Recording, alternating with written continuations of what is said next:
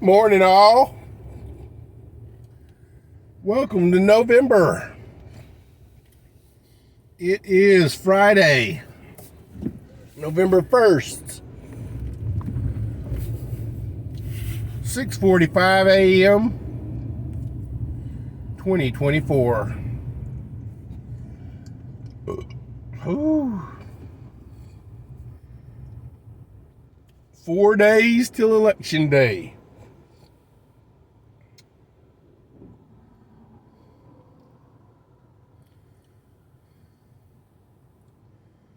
Ladies and gentlemen, boys and girls, children of all ages,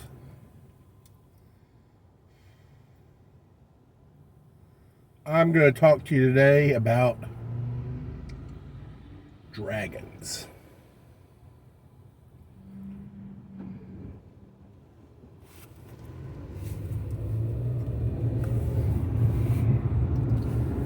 And I'm going to lay some deep shit on you about dragons.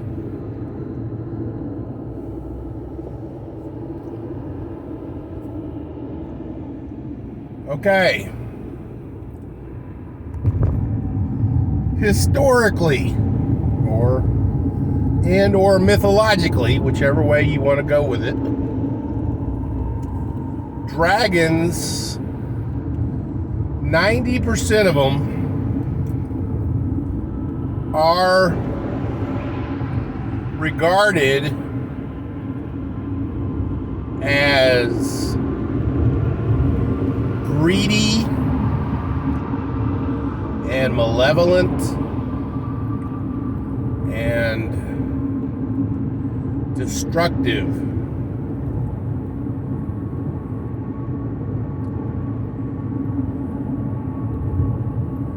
They hoard treasure. They destroy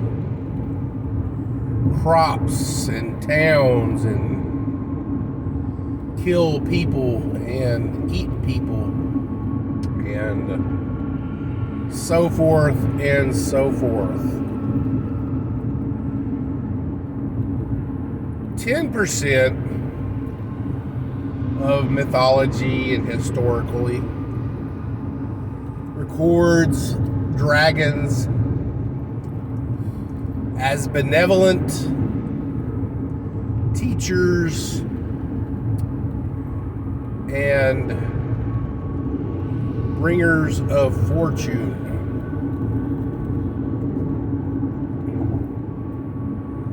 Now, here's where it gets heavy, guys.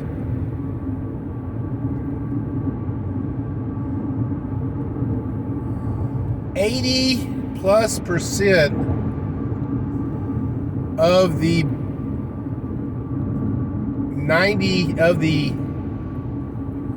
80 to 90% of all of the malicious dragons in historical writings and mythology are in lands that are Christian throughout history.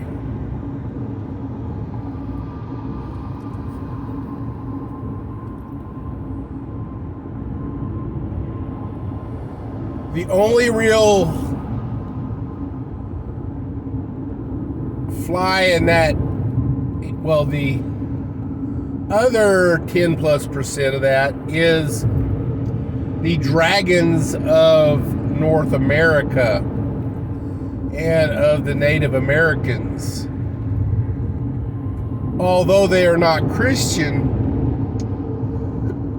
they all record dragons as winged serpents.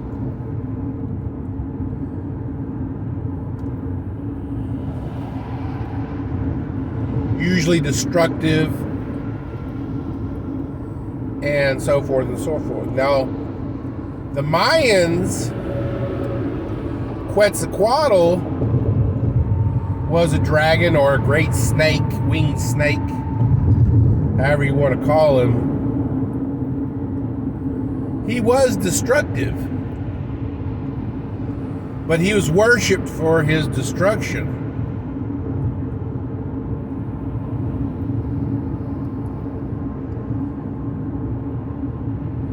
And believed, much as some of the old European writing, if sacrifices were made to this dragon creature or this great malicious creature, he would spare their civilization. Europeans they'd give them virgins and so forth and so forth. Mayans typically sacrificed their enemies. They would actually go forth and they would conquer villages, and they'd bring the survivors back of this battle not as slaves but as sacrifices to their gods.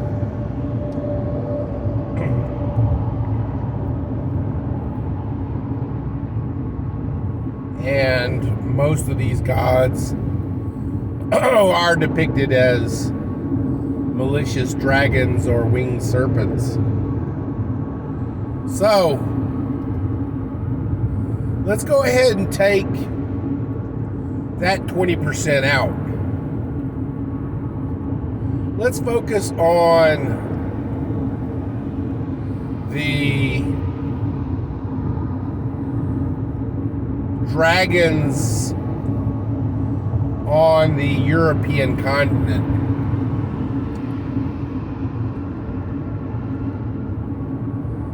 Because you see a distinct difference in these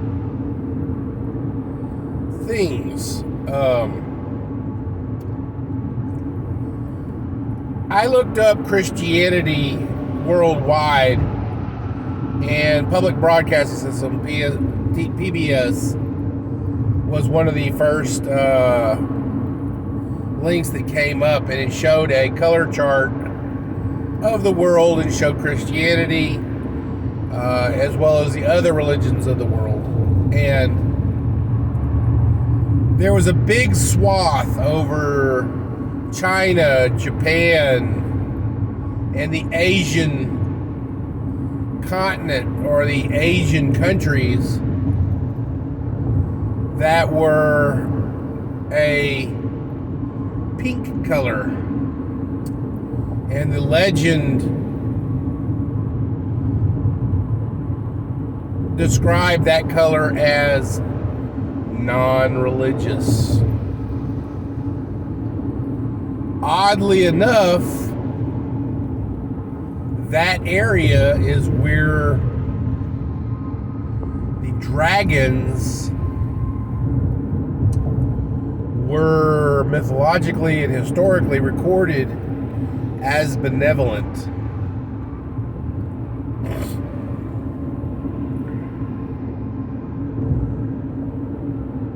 This is also the region of the world that gave us samurais and gave us masks. And here's an interesting thing, guys. In Asia and China, Japan, and so forth and so forth, militarily, samurais and warlords and so forth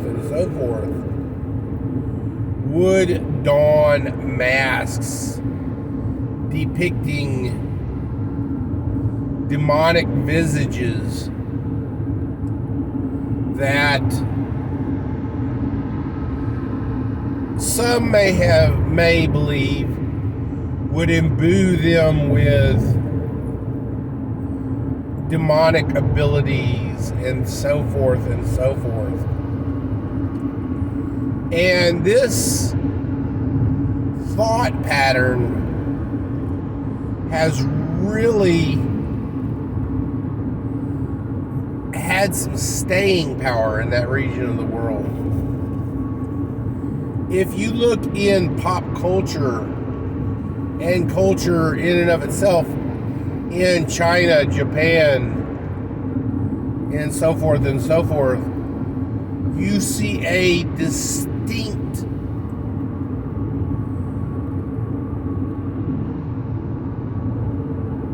leaning towards the demonic. Now, here's the crazy thing is, the PBS map defines that region as non-religious, but demons and angels exist there, and you see it reflected in their pop culture and culture as it is. Now, it is not heavily, the presence is not nearly as heavy on the angelic, but it is extremely heavy in the demonic. I mean, you see it even in their art. Like, let's go with manga, or manga, however you want to pronounce it. When I was a kid, you know, we had comic books and stuff like that. We had the X-Men, who were mutants, and so forth and so forth.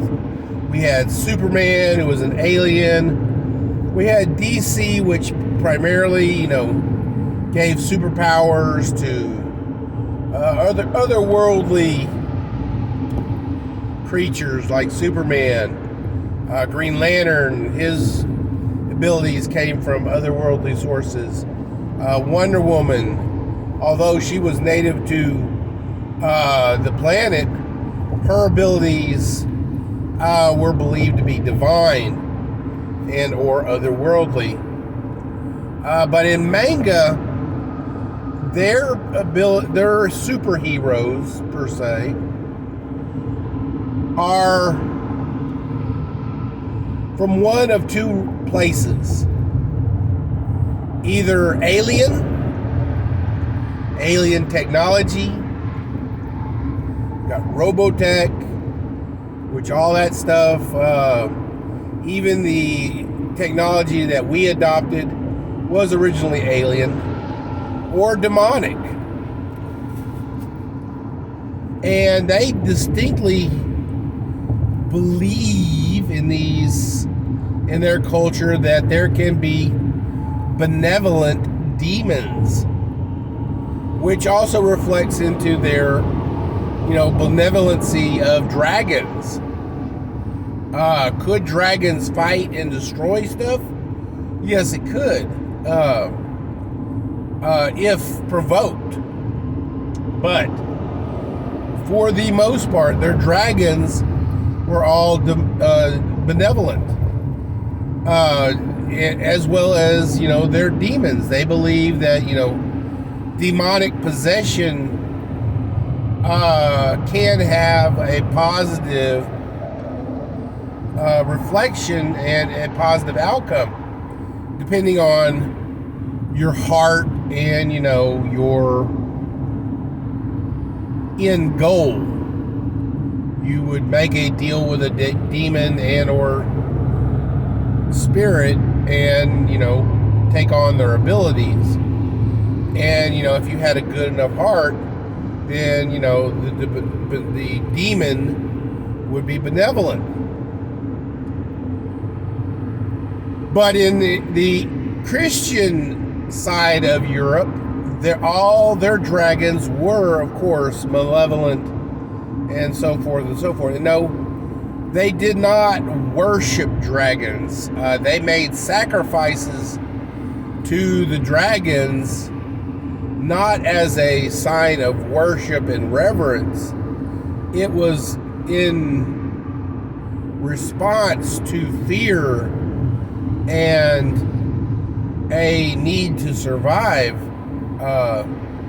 The needs of the many outweighed the needs of the few or the one. We would sacrifice one person to save many.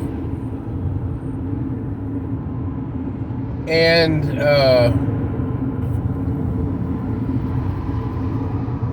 so forth and so forth. But here's the deal, guys. The Bible, both New and Old Testaments, record dragons as malicious demons, Satan himself, and so forth, guys.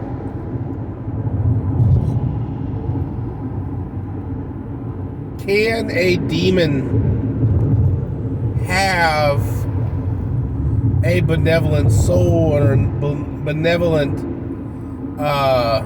outcome? Biblically speaking, demons were fallen angels cast from heaven and removed from God's presence. While in God's presence, they were beautiful and benevolent and righteous creatures. But when God removed his presence from their existence, they became visages of evil and twisted and grotesque and not so beautiful anymore. As such, their benevolency and their righteousness was also twisted, not to help humanity, because their fall was directly related to humanity. So therefore, their malicious intent to hurt God is by hurting man. So a lot of people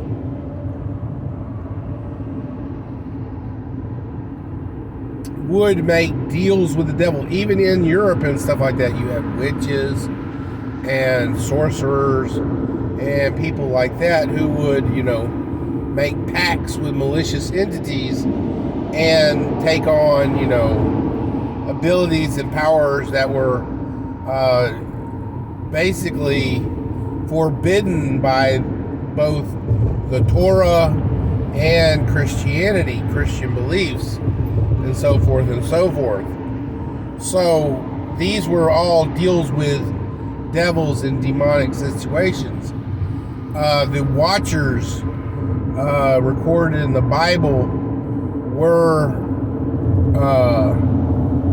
angels that came down and actually gave hidden and secret knowledge to humanity. And this knowledge was forbidden from humanity because it was not godly. It gave humanity abilities semblance to God. And so instead of depending on God for their everyday things, like a bird does, a bird doesn't want a home, it finds a home. And God finds a home for it. It doesn't, worry about where its next meal comes from. God provides a meal for it. Same situation. Man used to do that. But then they had to become more self-reliant, or chose to become more self-reliant, and putting themselves ahead of God. So, these dragons, representations of evil and demonic and stuff like that to the church, basically, rose in their number and or in their fascination. Nowadays, much like everything old, it has been relegated to myth and fairy tale and so forth and so forth. The great dragon is still live and well and in the shadows, working his spells and his maliciousness. He just chooses to do it from the shadows in his caves and stuff like that. So it's very, very interesting to that we as a culture, even us, even though not only the Bible but historically, we view dragons as malicious creatures and stuff like that, yet we are fascinated by them. And the Bible records that fascinations with evil, like tarot cards and wizardry and witchery and dragons and ghost busting and the spiritual and the supernatural, fascinations with that are demonic. And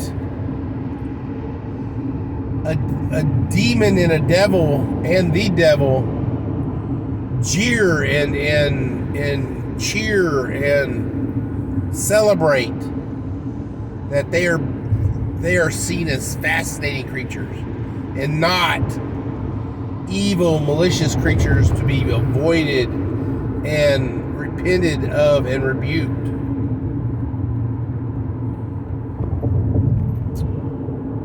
Very, very interesting, guys.